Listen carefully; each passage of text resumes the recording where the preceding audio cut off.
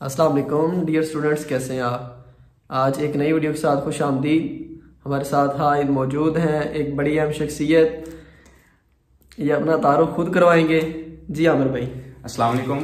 I hope you all are doing well. My name is Amir Farooq and I am here to guide you about MDCAT and things you can avoid to secure admission in public sector colleges. So let's start. Aamir भाई, हमारा सबसे पहला सवाल आपसे ये है कि MDCAT से मुतल्लिक स्टूडेंट्स को रहनुमाई करें, अपने एक्सपीरियंस से उनको इस्तेफादा हासिल करवाएं, उनको बताएं कि जो गलतियां आपने की उनको वो रिपीट ना करें या जो भी आप कहना चाहें, और सब्जेक्ट वाइज हमें गाइड करें।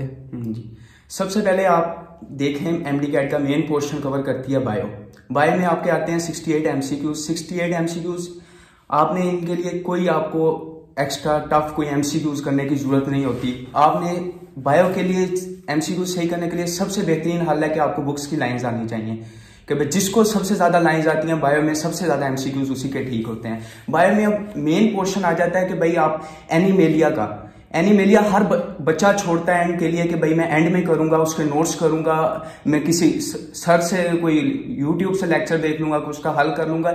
एनीमेलिया को साथ लेके चलें, बेशक आपको रोज की एक फाइलम करनी पड़े, ठीक है।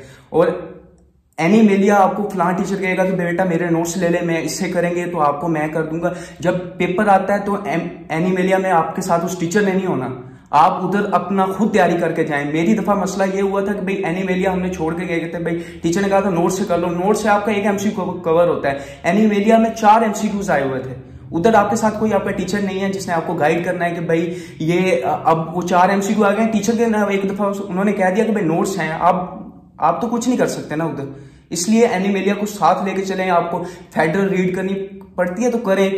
PTB में टूटे फूटे कंसेप्ट लिखे हुए हैं, अगर फेडरल आप पढ़ेंगे तो आपके PTB में भी जो आप चीजें समझ नहीं आ रही होती वो भी समझ आनी शुरू हो जाती हैं। अब उसके बाद है मेन पोर्शन, उसके बाद कवर करती है केमिस्ट्री के 2 पार्ट्स हैं, ऑर्गेनिक और इनऑर्गेनिक। ऑर्गेनिक आसान होती है, आपका कॉन्सेप्ट एक चैप्टर से बनता है, आप उसी एक एडी करके चलते हैं, वो तकरीबन थोड़ा सा पोर्शन होता है वो तकरीबन हो जाता है। और ऑर्गेनिक में कोई मुश्किल MCQs आता भी नहीं है। जो मेन फर्क केमिस्ट्री में डालना है वो इनऑर्गेनिक ने डालना है। इनऑर्गेनिक आप अच्छी तरह करें क्योंकि ज्यादा मुश्किल MCQ बनना ही इनऑर्गेनिक से है। ऑर्गेनिक आपने और मीडियोकर बच्चे दोनों ने कर लेनी है। जिस चीज ने फर्क डालना है वो इनऑर्गेनिक है। इनऑर्गेनिक को अच्छी तरह करके जाएं, कोई शॉर्टकट है, कोई ट्रिक्स हैं, उन्हें अप्लाई करें। MCQs मैक्सिमम जितने प्रैक्टिस होते हैं MCQs प्रैक्टिस करें, और ये आप चीज आपके अंदर निखार पैदा करेगी। आप आहिस्ता आहिस्ता, ये नहीं होता कि भाई आप ट्रिक अप्लाई करते हैं, एक MCQ कर लिया, आहिस्ता आहिस्ता वक्त के साथ आती है कि भाई आप ये चीज कर रहे हैं और उसके बाद उसे अप्लाई करना सीखें। आहिस्ता आहिस्ता आपके पास इतनी गिरफ्त आ जाएगी कि भाई MCQs का 1 मिनट टाइम होता है, बच्चे 30-30 सेकंड 25-25 सेकंड में भी MCQs कर लेते हैं। उसके बाद आती है मेन सब्जेक्ट आता है फिजिक्स और इंग्लिश। अब फिजिक्स का मैं जो देखता था कि भाई हमारे टीचर पढ़ाते हैं क्लास में आके, भाई आज चल रहा है मोशन एंड फोर्स, डिस्प्लेसमेंट करा दी, खत्म, डिस्टेंस करवा दिया, बच्चों को उनका कंसेप्ट नहीं बनाते। इन्होंने आना है ट्रिक्स कोई करवाया, वो आपको ले गए चले गए, लेक्चर लिया, लेक्चर लेके आपको लगता है कि यार मुझे सारी समझ आ गई है। जब तक आपके मैक्सिमम MCQs प्रैक्टिस नहीं करेंगे आप फिजिक्स नहीं कर सकते, ठीक है। अब फिजिक्स में इधर आएंगे, सर आपको पेंडुलम घुमाएंगे, इधर से जाएगा T/6 लेंगे, इधर से जाएगा T/12 लेंगे। बच्चों को कोई नहीं पता कैसे T/6 हो रहा है, कैसे T/12 हो रहा है, ठीक है। आप अपना कॉन्सेप्ट बनाएं, मैक्सिमम MCQs प्रैक्टिस करें। पहले देखें कि भाई कोई बुक उठाएं, प्रैक्टिस बुक से देखें कि भाई इसमें कैसे MCQ आ रहे हैं। उसके बाद उस लिहाज से चैप्टर तैयार करना शुरू करें। और टॉपिक को रिटेन करने का मेन जो मकसद आपका यही होता है कि भाई लेक्चर लेने का आप टॉपिक को रिटेन कर सकें। टॉपिक को रिटेन करने के लिए सबसे बेहतरीन हाल कि भाई आप MCQs प्रैक्टिस करें। अब आ जाती है इंग्लिश को लोग बहुत लाइट लेते हैं।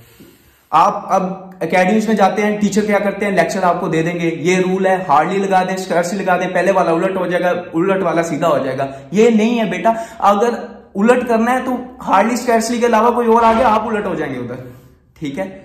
आपने ये चीजें नहीं लेके चलनी कि भाई हार्डली स्कर्सली, सबसे पहले अपनी बेस बनाए इंग्लिश की। जिस दिन बेस बनेगी उसके बाद रूल्स याद करें। मैं आपको रूल्स याद करने से मना नहीं कर रहा कि भाई रूल्स नहीं करने, रूल्स करने हैं, पर पहले बेस तो बनी होनी चाहिए। उसे ये पता नहीं है कि भाई इसके साथ लगना क्या, वो पहले रूल्स याद कर ले। वो हार्डली स्कैर्सली लगाता है, बस वो ना हो तो वो ब्लैंक MCQ गया आपका, ठीक है।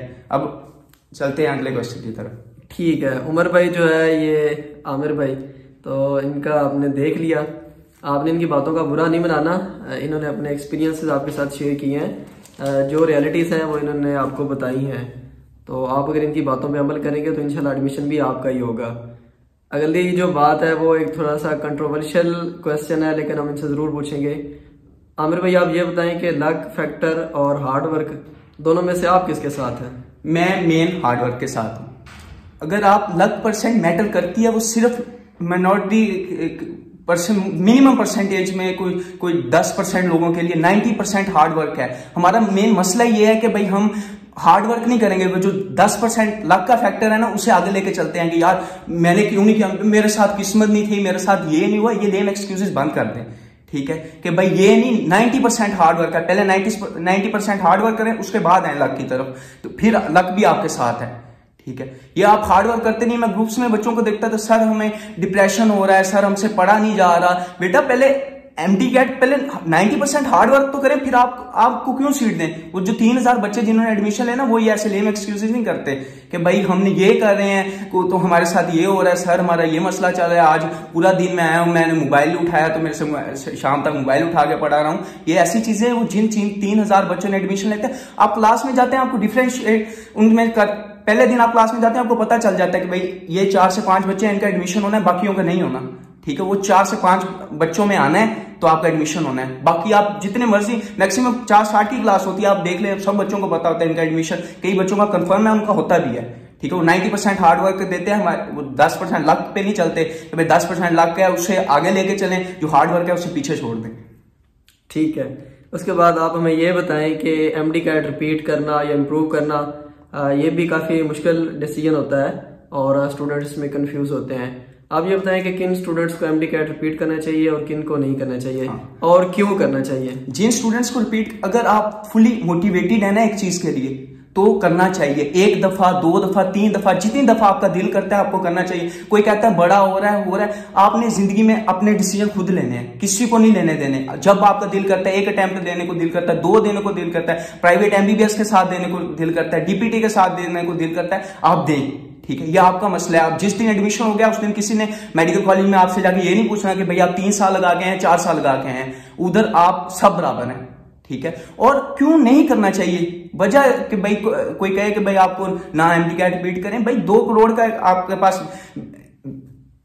2 करोड़ की आपकी डिग्री है अब ये, ठीक है। अगर आपने ये नहीं देखना कि भाई अगर आप किसी बंदे को कहें ना कि भाई आपको 2 करोड़ देना है, अब आपका हर दिन 1 लाख का है, तकरीबन अब 6 महीने रह गए एमडी कैट को, लगाएं हर दिन 1 लाख का बनता है, ठीक है। उससे उस तरह से यूज करें कि भाई आज आपको दिन के इख्तिताम पे 1 लाख रुपए किसी ने देना है, ठीक है। और ये चीजें नहीं करनी कि भाई क्यों नहीं करना चाहिए। 2 करोड़ की डिग्री है, अगर आप उसके बाद आप प्राइवेट में से, अगर कई बच्चे जो करते हैं प्राइवेट की तरफ ऑप्शन में जाते हैं, ठीक है, 1 दफा अटेम्प्ट, 2 दफा वो देके उन्होंने करना होता ही है एमबीबीएस, वो प्राइवेट में एडमिशन ले लेते हैं। आप गवर्नमेंट में लें, ठीक है, आप 2 करोड़ रुपए बचाएं, अपने हिसाब पे खर्च करें। आप इधर प्राइवेट सेक्टर के हालात देखते हैं कि भाई बच्चे सिर्फ सारा साल वो पढ़ाई में ही रहते हैं, ठीक है। अगर वो इंजॉयमेंट के लिए, वो कहते हैं इंजॉयमेंट, उनके जेन में हर वक्त ये 14 से 15 लाख या 20 लाख का वो जेन में चल रहा होता है कि यार हमने 14, 15 या 20 लाख रुपए दिया हुआ है, हमने पास करना है साल। गवर्नमेंट वालों को कोई मसला नहीं होता, याशी करें, जो मर्जी करें, साल के एंड पे आकर पढ़ें, उन्हें कोई नहीं होना। फेल भी हो गए क्या, 18,000 देंगे, दोबारा अगले साल एडमिशन ले लेंगे, दोबारा उसी क्लास में आ जाएंगे, ठीक है। तो एमडी कैट रिपीट करना चाहिए। और जिन लोगों को नहीं करना चाहिए, अब मैं आपको उनका, नॉन सीरियस जो बच्चा है उसे किसी सूरत नहीं एमडी कैट रिपीट करना चाहिए कि भाई अब क्लास में आते हैं, आके टाइम जाया कर रहे हैं, इधर आ रहे हैं, उधर से जा रहे हैं, ठीक है, उनका कभी एडमिशन नहीं होता, ठीक है। फुल फ्लैज अटेम्प्ट दें। ये नहीं है कि भाई आप आ रहे हैं कि भाई ना हुआ तो मैं किसी और फील्ड में एडमिशन ले लूंगा। जिस बच्चे के ज़हन में पहले ये, मैं बैक ऑफ द माइंड आपके प्लान होना चाहिए कि भाई मैंने क्या करना है, अगर मेरा खुदा ना खास्ता ना हुआ, 90%, 95% आपके ज़हन में जो जिस काम की तरफ है वो काम होना चाहिए। 5% आपके बैक ऑफ द माइंड ये प्लान चलना चाहिए कि यार अगर खुदा ना खास्ता नहीं होता तो मैं इस ऑप्शन की तरफ जाता हूँ। अब मैं अगर बच्चों से सवाल करता कि भाई आपका ना हुआ तो आप क्या करेंगे, तो कहते किसी और फील्ड में कर लेंगे। तो भाई उनका एडमिशन नहीं होता। भाई अगर आपने कोई और फील्ड करें, फिर पहले बेटा जाए, फिर वो करें, उनकी तरफ जाएं, ठीक है। ठीक है। अच्छा, आप ये बताएं कि कुछ ऐसे स्टूडेंट्स होते हैं जो किसी डिग्री में एडमिशन ले लेते हैं, जैसे कोई डीपीटी कर रहा है, doctor of pharmacy, DVM, AHS या कोई और डिग्री जो है उसमें उसने एडमिशन ले लिया बीएस के किसी प्रोग्राम में, लेकिन फिर भी वो पहले दूसरे साल में जो है वो कोशिश करते रहते हैं। तो ऐसे स्टूडेंट्स कैसे मैनेज करें? कोशिश करने में कोई हर्ज नहीं है, जितनी दफा आपका एमडी कैट देने को दिल करता है आप दें, ठीक है। और इसमें साथ साथ ये होता है, जब आपने डिग्री शुरू की होती है ना, पहले 3-4 माह आप फ्री होते हैं, उसमें साथ साथ ये आप टाइम दें, उसके साथ साथ 1 घंटा 2 घंटा एमडी कैट को दे के चलें। अगर मेन मसला ये है कि एमडी कैट उस मंथ में आके होता है जिस वक्त लाइट हेल्थ साइंसेज कर रहे हैं आप, कोई और भी डिग्री कर रहे हैं, उनके भी सेमेस्टर के पेपर होने वाले होते हैं। अब बच्चों को उधर फिर ये जो बच्चे नई तैयारी करते हैं, जो कहते हैं भाई 3-4 महीने रहेंगे फिर एंड में आके देंगे, उन्हें मसला मेन यही होता है कि भाई उधर उनसे या फिर वो सेमेस्टर फिनिश करवाएं अपना, या फिर इसको छोड़ें। तो फिर आप अगर 7 साल लेके चलना चाहते हैं तो बेशक 1 दफा देना, 2 दफा देना दें, ठीक है, पर उसे यह 7 साल लेके चलें, एंड में ना रखें, क्योंकि एंड में आपके उधर से भी पेपर आ जाते हैं, आप इधर से भी फंस जाते हैं, फिर एक चीज आपको छोड़नी पड़ती है। ठीक है, अगर इस सिलसिले में मैं अपनी तरफ से कुछ इनपुट देना चाहूँ तो मैं ये गुजारिश करूंगा कि जो लोग एम कैट के मतलब सीरियस हैं, पहले तो ये देखें कि उनका पिछले साल एडमिशन क्यों नहीं हुआ, वो अपनी गलतियों को आइडेंटिफाई करें। अगर किसी का इंग्लिश और फिजिक्स की वजह से नहीं हुआ तो इस साल पहले वो इंग्लिश और फिजिक्स पे काम करे। अगर उसको लगता है कि उसकी इंग्लिश और फिजिक्स इस लेवल पे आ गई है, जो उसकी गलतियां थी उसने उनको दूर कर लिया, तो फिर वो इस दफ़ा ज़रूर अपीयर हो।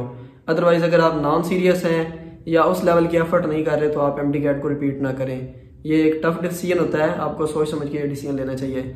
आप अपनी राय का इजहार ज़रूर कर सकते हैं। अगर आपको मज़ीद कोई सवाल हो तो हम आमिर से दोबारा पूछ सकते हैं। आपका बहुत बहुत शुक्रिया, जज़ाकल्लाह।